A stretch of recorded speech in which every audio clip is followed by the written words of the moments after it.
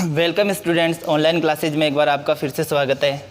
पिछले पार्ट में फसल प्रबंधन में हमने पढ़ा था और 5 क्वेश्चन भी दिए थे आपको होमवर्क में करने के लिए। पहला क्वेश्चन था कि फसल किसे कहते हैं। सेकंड क्वेश्चन भी बताया था कि फसल को ऋतुओं के आधार पर कितने भागों में बांटा गया है। फिर इसके बाद में बताया था कि किसानों द्वारा अपनाई जाने वाली, अपने जो टॉपिक चल रहा था कि किसानों द्वारा अपनाई जाने वाली कृषि पद्धतियाँ कौन सी है। उन कृषि पद्धतियों में पहली पद्धति मिट्टी तैयार करना, क्योंकि किसान अगर खेती करेगा तो उसके लिए सबसे पहले उसको करनी पड़ेगी, मिट्टी को तैयार करना पड़ेगा। तो पहले किसानों द्वारा अपनाई जाने वाली कृषि पद्धतियों में पहला चरण होता है मिट्टी तैयार करना। और मिट्टी तैयार करना, इसके बारे में अपन पढ़ चुके हैं, ठीक है। सबसे पहले याद रखना कि खेत के अंदर क्या करते हैं, मिट्टी को उलट पलट कर पोला करते हैं और पोला करने के लिए उसकी जुताई करते हैं। तो जुताई किसे कहते हैं, ये क्वेश्चन में बता चुके हैं पहले कि जुताई, मिट्टी को उलट पलट कर पोला करने की प्रक्रिया क्या कहलाती है, जुताई कहलाती है। अब देखो, जुताई दो प्रकार से, एक तो प्राचीन समय में की जाती थी परंपरागत पद्धति, और आज एक है आधुनिक पद्धति।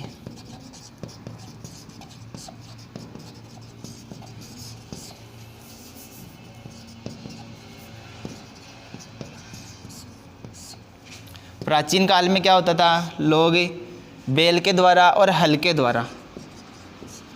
द्वारा क्या करते थे, जुताई करते थे। खेत को उलट पुलट करने का काम कौन करता था, हल करते थे, और हल को चलाता कौन था, बैल। आज जो आधुनिक पद्धति है, उस आधुनिक पद्धति में जुताई का कार्य करता है कल्टीवेटर। कल्टीवेटर के द्वारा क्या होता है, कल्टीवेटर मतलब ट्रैक्टर के द्वारा जो खेत की जुताई की जाती है वो यंत्र होता है कल्टीवेटर। तो कल्टीवेटर में, ट्रैक्टर के अंदर क्या होता है, कल्टीवेटर होता है, इसके द्वारा जुताई की जाती है। कल्टीवेटर के अंदर जुताई करने का एक लाभ होता है कि एक तो इसमें श्रम कम लगता है, मतलब मेहनत कम करनी पड़ती है, श्रम होता है और समय दोनों की बचत होती है। श्रम और समय दोनों की क्या होती है, बचत होती है। तो यही बात याद रखनी है कि मिट्टी तैयार करना, मिट्टी को पोला करना, पोली मिट्टी के लाभ पिछले पार्ट में पढ़ चुके हैं आप। जुताई किसे कहते हैं, ये भी पिछले पार्ट में पढ़ चुके हैं। अब जुताई करने के तरीके, एक तो प्राचीन काल में होते था, पहले हल के द्वारा बैल से हल चलाकर मिट्टी को उलट पलट किया जाता था। लेकिन आजकल क्या होता है, कल्टीवेटर के द्वारा, ट्रैक्टर से चलने वाला यंत्र होता है कल्टीवेटर। इसके द्वारा कम समय में और कम मेहनत के अंदर और खेत की क्या की जाती है, जुताई की जाती है। तो ये तो हो गया अपना पहला चरण, मिट्टी तैयार करना। दूसरा चरण बुआई करना। मिट्टी तैयार करने के बाद में बुआई करना। तो देखो, बुआई करने के लिए किसान सबसे पहले करता है, एक तो अच्छी किस्म के बीज का चयन। पहला काम होता है बुआई करने के लिए, सबसे पहला काम होता है अच्छी किस्म के बीज का चयन।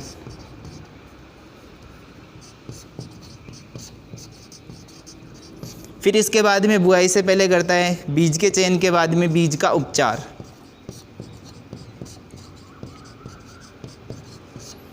और बीज के उपचार के बाद में करता है बीज की बुआई। तो ये बातें याद रखनी है। बुआई की जो प्रक्रिया होती है वो 2 प्रकार की होती है, एक तो परंपरागत पद्धति है और एक है आधुनिक पद्धति। आधुनिक पद्धति में तो जो होती है वो होती है सीड ड्रिल विधि।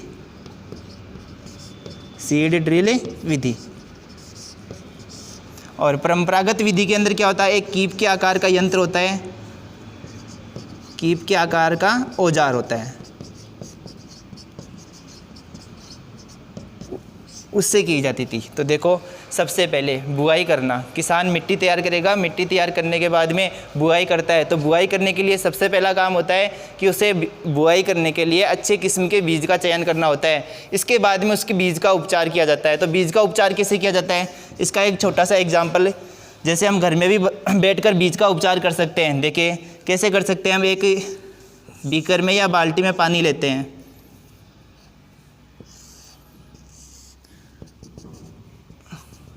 और पानी लेकर बीज का उपचार, मतलब कौन सा बीज उगने लायक है, किस बीज का अंकुरण सही होगा, ऐसा जानने के लिए हम बीज को क्या करेंगे, इसमें पानी में डालेंगे।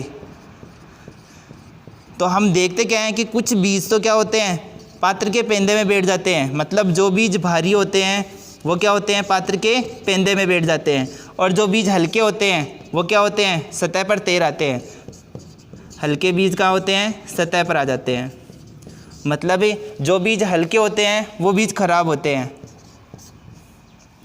उनका अंकुरण नहीं हो पाता है।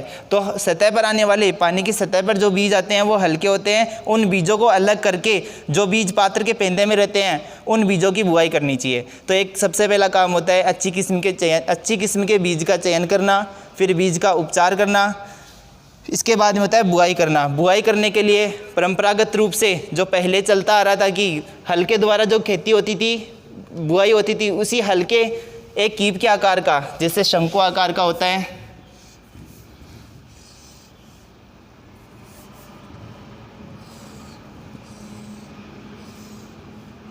ऐसा एक यंत्र होता था। इस यंत्र में क्या करते, बीज डालते और बीजों को एक गहरी नली के द्वारा भूमि के अंदर डाला जाता था। तो एक कीप के आकार का, परंपरागत रूप से इस कीप के आकार के औजार से बुआई की जाती थी, लेकिन आज आधुनिक पद्धति में सीड ड्रिल विधि द्वारा बुआई की जाती है। सीड ड्रिल विधि क्या होती है, यह ट्रैक्टर के द्वारा की जाती है। इसमें क्या होता है, निश्चित दूरी और निश्चित गहराई पर बीज को डाला जाता है। क्वेश्चन भी पूछ सकता है सीड ड्रिल विधि क्या होती है, बुआई करने की सीड ड्रिल विधि क्या होती है, या डायरेक्ट भी पूछ सकता है सीड ड्रिल विधि से आप क्या समझते हैं। तो इसमें याद रखना है कि ट्रैक्टर के द्वारा जो बीजों की बुआई की जाती है उसे निश्चित दूरी और निश्चित गहराई पर बुआई की जाती है, उस विधि को सीड ड्रिल विधि कहते हैं। निश्चित दूरी और निश्चित गहराई पर बीजों को बोया जाता है ट्रैक्टर के द्वारा, उस विधि को कहते हैं सीड ड्रिल विधि। तो यह दूसरा चरण होता है बुआई करना। तो सबसे पहले मिट्टी तैयार करना, दूसरे चरण में पड़ा बुआई करना। यहाँ से क्वेश्चन पूछेगा सीड ड्रिल विधि क्या होती है और बुआई की प्रक्रिया क्या होती है। इसके बाद में होता है सिंचाई करना। बुआई के बाद में क्या करते हैं, सिंचाई। तो देखिए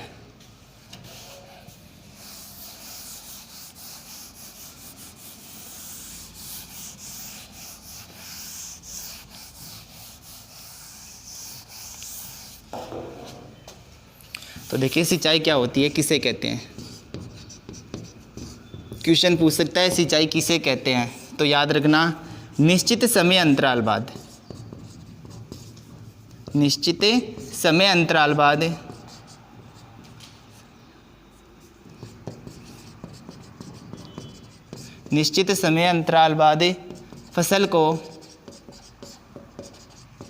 फसल को पानी देने की प्रक्रिया को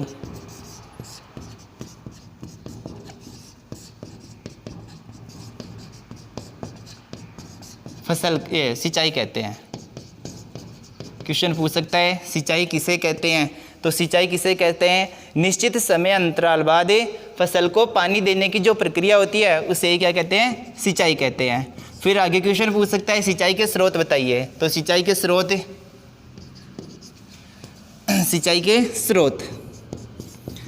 स्रोत कौन कौन से होते हैं, कुआं, बावड़ी, तालाब, झरने, नदी, झील,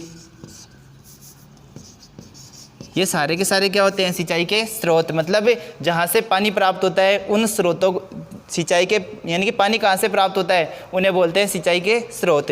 तो सिंचाई के स्रोत कौन कौन से होते हैं ये भी याद रख सकते हैं, क्वेश्चन पूछ सकता है। इसके बाद भी पूछ सकता है सिंचाई की विधियाँ, या देखिए सिंचाई की विधियाँ। तो सिंचाई की विधियों को भी दो भागों में बांटा गया है। एक तो परंपरागत विधि है, सिंचाई के तरीके या विधियाँ। एक तो परंपरागत तरीके हैं और एक आधुनिक विधियाँ हैं। परंपरागत विधियाँ कौन कौन सी होती है, जैसे एक तो रहट, डेकली, चेन पंप,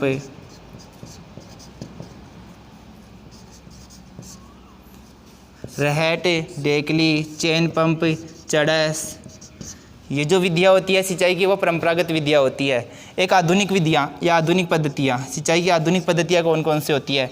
सिंचाई की आधुनिक पद्धतियाँ दो प्रकार की होती है, एक तो होता है छिड़काव तंत्र और एक होता है ड्रिप तंत्र।